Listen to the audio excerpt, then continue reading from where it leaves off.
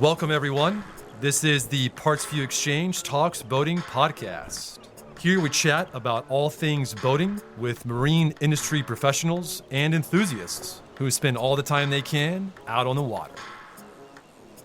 Hi, this is Tonia Becker, and I'm your host for today's episode of PartsVu Xchange Talks Boating. I'm really excited that Jeff Perez is here with me today. Jeff is an avid kayak angler in South Florida and is the man behind Project Reel. Project Reel is a YouTube channel dedicated to fishing, gear reviews, and how-tos. Jeff, I'll be the first person to admit that I don't know much about the ins and outs of rigging a kayak and fishing from one, so I have a lot of questions for you. First, could you start by explaining where you live, the types of bodies of water you typically fish on, and the species you most commonly go after? Yeah, absolutely, Tanya. First of all, thanks to you and PartsVu for having me on the podcast. I was real excited when Phil from Hook Fishing Gear recommended me to you all. So yeah, I was really excited about that, and heard the good news that PartsVu is now going to be carrying the hook line. So it's a great opportunity for them. Real happy for them. Live on the site as we speak, so people can check it out. Yeah, I checked that out this morning. That was pretty cool to see them on there. So I live in Southeast Florida, more specifically the Miami area. So it kind of have access to both freshwater and saltwater fishing just living here. Huge canal systems pretty much that lead out to Biscayne Bay, tons of small lakes, ponds, and miles of shoreline. Plus the Florida Keys is just a short drive away, as is the West Coast where you guys are at. So it's all a short drive here. So depending on where I'm fishing, my usual targets are peacock bass. If I'm fishing on the freshwater side, you'll get a surprise appearance by like a snook or a tarpon in there sometimes. If I'm saltwater fishing, pretty much just looking to bring home something for the table. So snapper's always welcome, but honestly, with the vast variety of different species that we have along the state, anything that's willing to take the bait and provide a good fight, I'm happy with. That's awesome. So snook and tarpon can live in freshwater in addition to saltwater? Yeah, they actually funnel in from the bay through some of the spillways and stuff like that, and they'll live in the freshwater, no problems. Oh, wow. Cool. Yeah. Good. They're adaptable critters, it sounds like. Yes, they are. Yes, they are.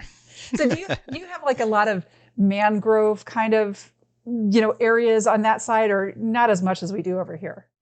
Yeah, there's a couple areas, just depending on where you're at. Mostly further you get inshore, I think you see them more. And I'm not sure if you're familiar with the Flamingo area down a little bit further south, like in the Everglades. Yeah, it's all yeah, lots of mangroves there. And but just like, again, just depends on the area that you're in. Sometimes you'll be surrounded by mangroves, and there's other areas where it's just like open water. So Let's talk about your kayak for a minute. What kind of kayak is it? And, it would be great if you could describe how you rigged it and, in the gear you use. yeah, absolutely. So I own a Nirvana Naidu 12, which is made by Nirvana Water Sports. It's actually a local company. Um, Reason why I chose that particular kayak was it was inexpensive and it kind of provides all the bells and whistles just like other expensive kayak companies. They actually have an IG page, a Facebook, Google website, and all that stuff. So you guys can check him out if you want to. The owner, Nelson, he's super nice guy, real knowledgeable, and he's the one that helped me find the right kayak for me. So it's a paddle kayak, a ton of room, has like a weight capacity of about 550 pounds, I think. So it kind of gives me the option to go offshore if I ever want to go offshore with the kayak. Two rod holders built into the kayak already. It's got a rudder system. You can kind of control those with the foot pedals. Kind of keep you straight, going left and right while you're paddling. Bunch of different hatches for storage to keep all the things dry that you don't want getting wet while you're out there. And bunch of tracks on the kayak itself, so you can put all these different accessories that are on the market today.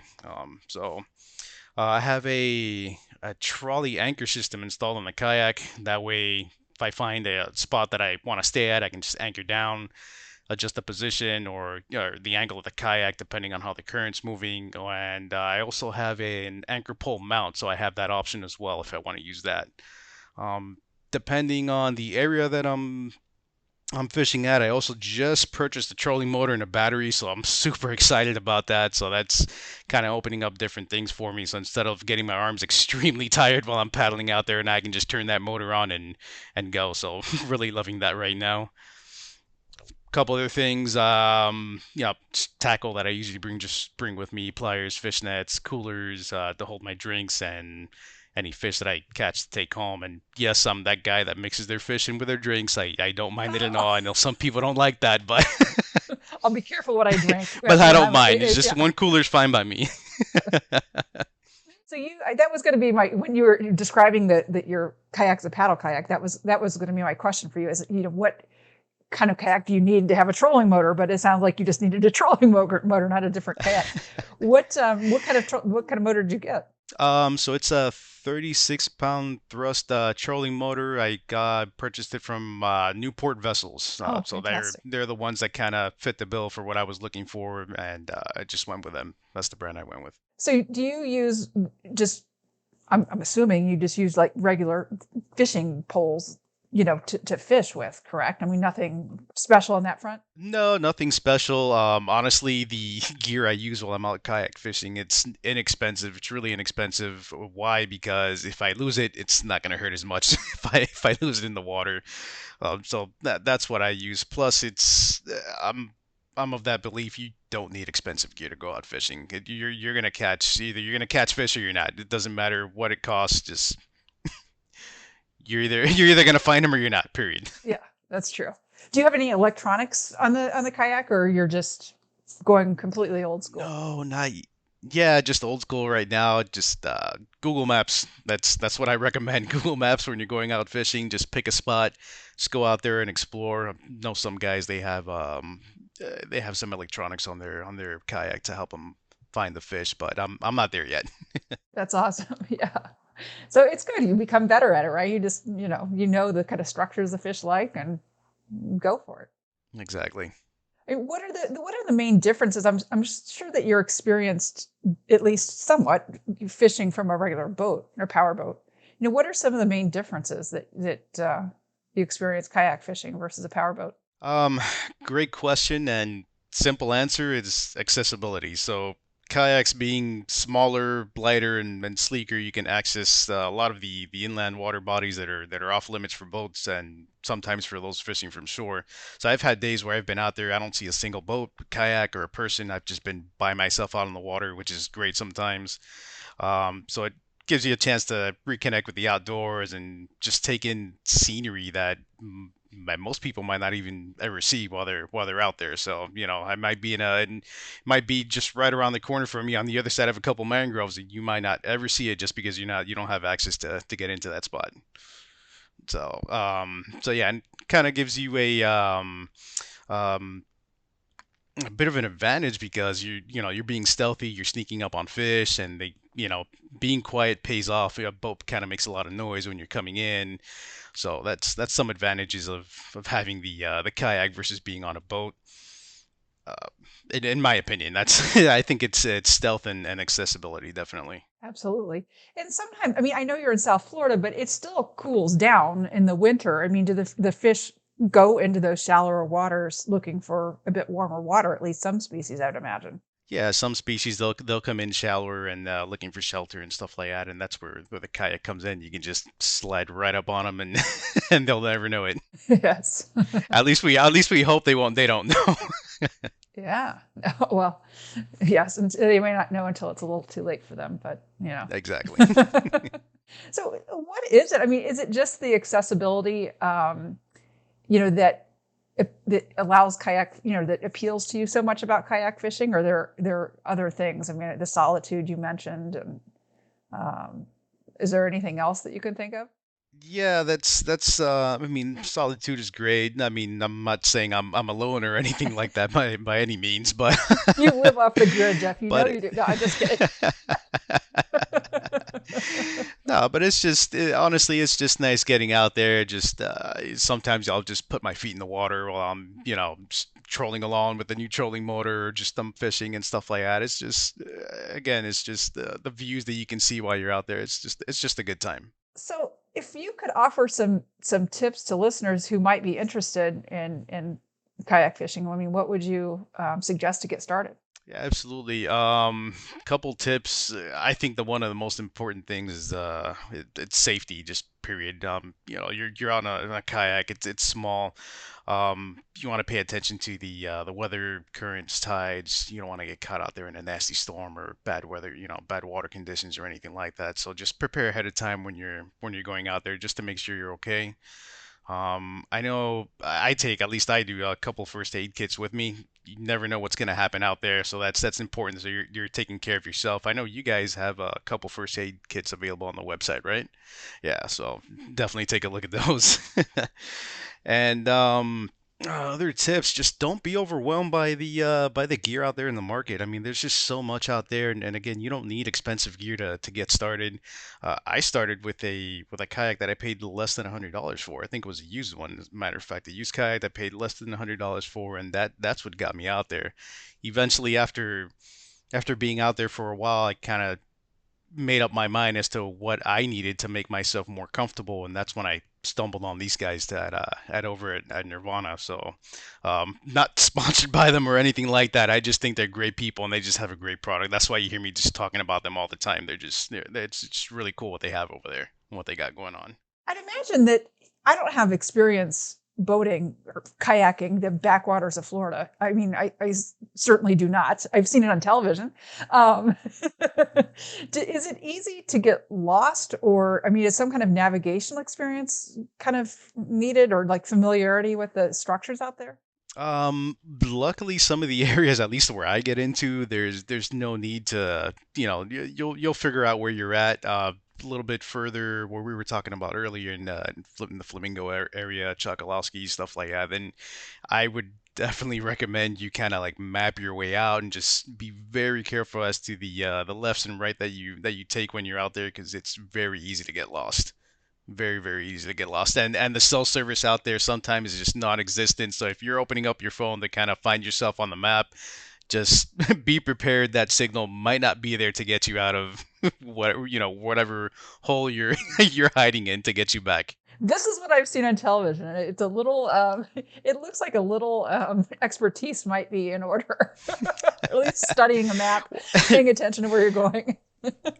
Right, and it's also important just to if you're gonna go into places like that, go with a buddy, a couple friends, just have each other's back while you're out there. Usually when I do that, we'll have radios, walkies that we'll just communicate with each other just back and forth. Hey, are you okay? Where are you? Do you guys need any help or anything like that? Just staying in constant communication with each other, make sure we're okay. I guess I knew this, but I was reminded the other day. I was talking with the folks from Sea Choice that a kayak is subject to all the same U.S. Coast Guard regulations that a powerboat is. So there's some things that are applicable to powerboats that are not applicable to kayaks, but life, personal flotation devices, et cetera. I mean, it's all the same requirements. So you don't want to get ticketed by the Coast Guard out there, I'd imagine. No, no, you don't. But it's mostly again for your safety. Yeah, You never absolutely. know. Anything can happen. You get flipped over, and the last thing you want to do is just not have your personal flotation device on you, just to keep your head above water. That's right. If you flip over, you're gonna lose your gear. Period. If it's not tied down, it's gone. Don't even worry about that. As long as you're okay, then that's all that matters. That's right. So let's talk about Project Reel for a minute. Just for our listeners, reel is spelled like fishing reel, REEL. Project Reel is a YouTube channel, and you also have a presence on Instagram, Facebook, and I believe TikTok. When did you launch Project Reel, and what's your vision for the effort? Is it something for fun, or I'm sure it is fun. It looks fun. Yeah, it is fun.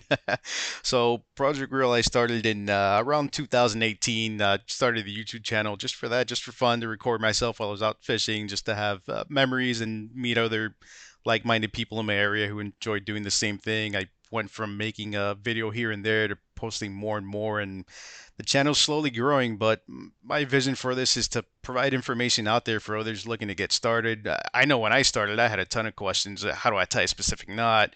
What rod and reel should I use? Different techniques to catch certain species of fish. So hoping to help out and provide those answers to others so they can also be successful out on the water. I'm no chef by any means, but I do have some hook and cook videos out there also. So if you're looking for a quick recipe, you guys can check those out. Couple gear review videos on there also. Those have actually been doing really good for me, so I'm looking to do some more of those to get some more of those on the channel. I try and interact with everyone as much as I can. It's just fun just speaking with people and answering their questions and just getting feedback from them on my videos. So it's really exciting to be able to do this. Yeah, and like you said, I'm also on Instagram, so that's project.real, so you guys can follow me there if you want to. And TikTok, I kind of get lost sometimes just scrolling, just going down the rabbit hole. I mean, do you have a TikTok, Tanya? Or I'm sure you know what I'm talking about if you do. I have a personal TikTok, profile with, I think, 2 TikToks on it that I made. And I started it because I have a 17-year-old niece, and she started talking about it a year or 2 ago, and I wanted to check it out. And at first I thought it was insane.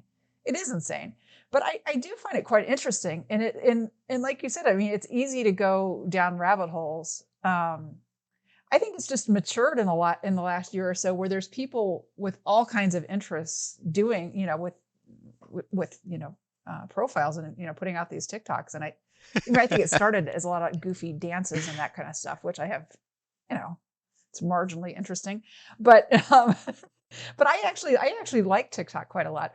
We're thinking about it as in PartsVu, launching, putting some effort behind there. It's just our core demographic, I think, is a little older than the typical TikTok. Yeah, I do too. Like I said, I get lost going down the rabbit hole, but it's a nice platform. I mean, I think I like it. I like the platform. If you actually look up some of the fishing videos on there, they're pretty nice too. Short videos, but they do the job. They keep you entertained. Hey, look at this guy catching this monster fish over here, and you didn't have to sit through a whole 20-minute video to watch the guy bring it into the boat. So it's nice quick watches. It's entertaining, that's for sure.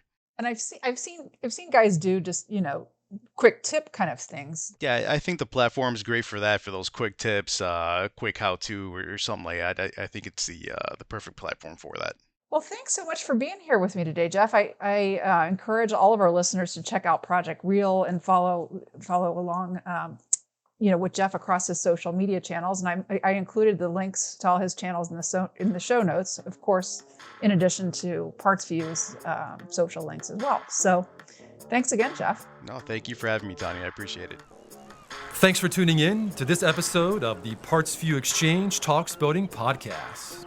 Is it almost time for routine maintenance on your outboard or Mercruiser marine engine? Check out our easy-to-use maintenance kits at partsvu.com. And for free shipping, use the coupon code PVTalksBoating, a special perk for our podcast listeners.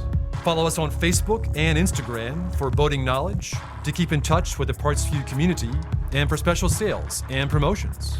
Don't forget to subscribe, rate, and review this podcast, and check out the show notes for the coupon code just mentioned, more information about PartsVu and the products we offer, as well as our boating blog, the PartsVu Xchange. And a big thanks to Min for performing the original music featured within this podcast.